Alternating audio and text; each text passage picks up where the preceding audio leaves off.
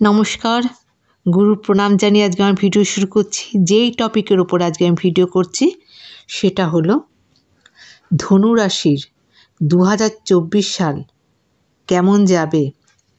ধনু রাশি ধনু লগ্নের জাতককে এই 2024 কতটা সাপোর্ট করবে সেই সম্বন্ধে আপনাদের সাথে আমি আলোচনা করব।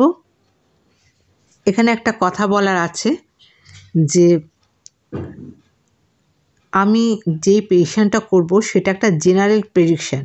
সঠিক রাইট প্রেডিকশান পেতে গেলে জন্মছকের প্রয়োজন আছে।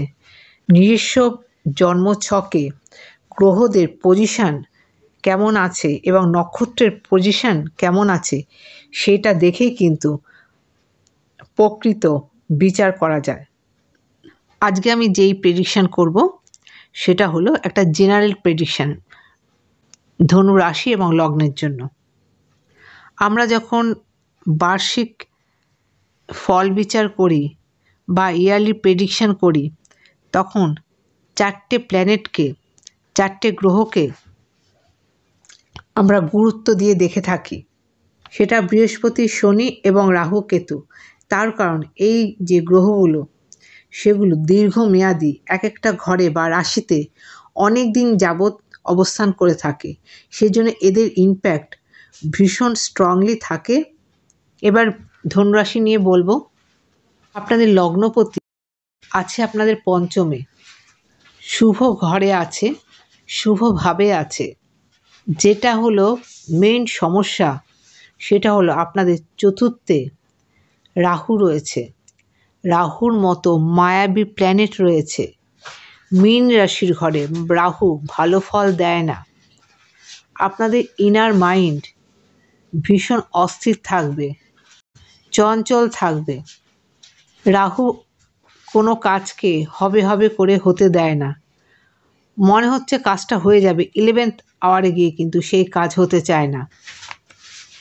তবে সব ক্ষেত্রেই নয়, কিছু কিছু জায়গা খুব পজিটিভ রেজাল্ট দিয়ে থাকে রাহু, কিন্তু 4th হাউসে থাকাতে আপনাদের মেন্টাল পিস কিন্তু নষ্ট করবে। মাকে নিয়ে দুশ্চিন্তা থাকতে পারে।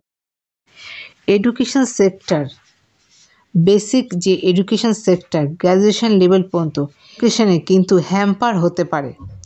তবে সেটা বেশি হবে এপ্রিল পর্যন্ত। মের প্রথম থেকে কিন্তু সেই জায়গাটা অনেকটাই ভালো হতে শুরু করবে।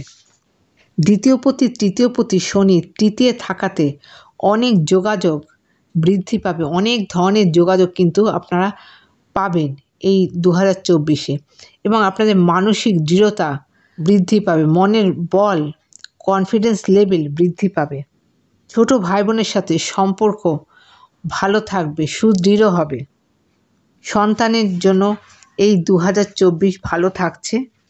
বিশেষ করে বছরের প্রথম 4টি মাস অতীব শুভ থাকছে, এবং যারা সৃজনমূলক কাজের মধ্যে জড়িত আছে বা সৃষ্টিশীল কাজের মধ্যে জড়িত আছেন তাদের জন্য এই সময়টা ভীষণ পাওয়ারফুল থাকছে।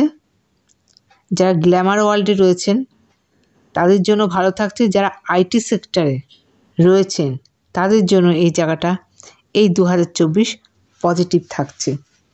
বছরের 4টে মাস পরে মে মাসের প্রথম দিক থেকে যারা গভর্নমেন্ট চাকরি করছেন, গভর্নমেন্ট জব করছেন, সরকারি কর্মে লিপ্ত আছেন তাদের জন্য ভালো থাকছে। কম্পিটিটিভ এক্সাম যেসব স্টুডেন্টরা দিচ্ছে তাদের জন্য এই বছর ভালো থাকবে। বিশেষ করে মে মাস থেকে তাদের জন্য সময়টা ভালো থাকছে। বৃহস্পতির পঞ্চম দৃষ্টি থাকছে আপনাদের নবমে। পিতার সঙ্গে পিতার বা পিতৃস্থানীয় ব্যক্তির থেকে সাহায্য পাবেন, তাদের আশীর্বাদ পাবেন, এবং নিজেদের মধ্যে আধ্যাত্মিক চেতনা বৃদ্ধি পাবে। দশমে রাহু দৃষ্টি রয়েছে এবং সেখানে কেতু অলরেডি অবস্থান করছে।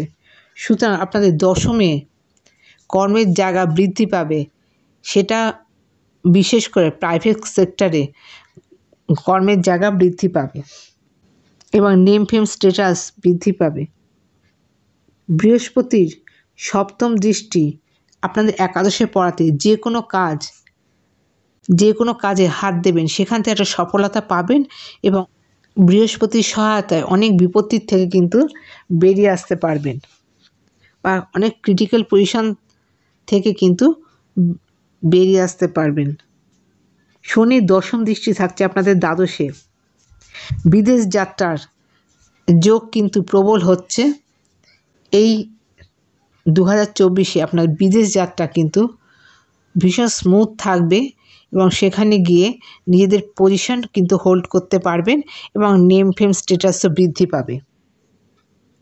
যারা ব্যবসা করছেন বা ব্যবসা করবে বলে চিন্তা করছেন তাদের জন্য সময়টা ভালো থাকছে। যারা নিজস্ব পেশায় যুক্ত আছেন যেমন ডক্টর, সিএ, একটা ভালো সুবর্ণ সময় আসতে চলেছে, গোল্ডেন পিরিয়ড আসতে চলেছে, কিন্তু তার জন্য ধৈর্যের প্রয়োজন, অনেস্টির প্রয়োজন আছে। এই সুযোগকে কাজে লাগানোর চেষ্টা করুন। বিবাহিত জীবন ভালো থাকছে, সামঞ্জস্যপূর্ণ থাকছে। প্রেম, প্রীতি, ভালোবাসার মধ্যে যারা জড়িত আছেন মে মাস থেকে কিন্তু সময়টা ভালো আসতে চলেছে, কিন্তু বছরের প্রথম 4টি মাস আপনাদের জন্য খুব একটা শুভ নয়। ভালো মন্দ সমস্ত জায়গা থেকেই আপনাদের জানাতে পারলাম। আজকের মতো এখানে শেষ করছি। নমস্কার।